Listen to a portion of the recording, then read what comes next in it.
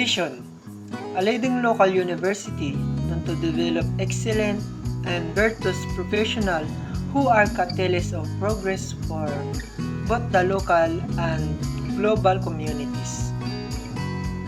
Mission: University of Eastern Pangasinan is dedicated to producing highly competent and morally responsible Europeans through innovation, industry-focused education, sustainable research, and values-based curriculum. We commend to shaping ethical trailblazers, bringing our principle-centered culture, defining our values of makadiyos, marunong, and malinis. Sir Philip Michael Awanan is my instructor in NET 102, and there's what I learned in his subject and NET 101. In NET 101, I learned the basic of how computers communicate on network, understanding the different components and their functions.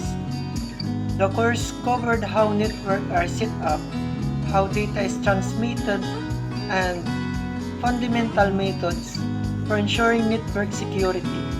Key concepts such as IP address, routers, and switches were introduced, highlighting their importance and enabling computers to connect and share information.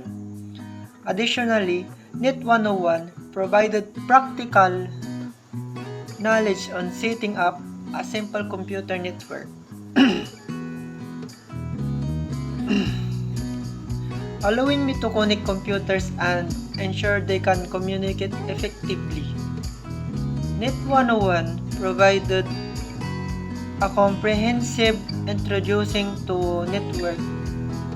I how understand different network models like the TCP and IP models, and how data is transmitted across network.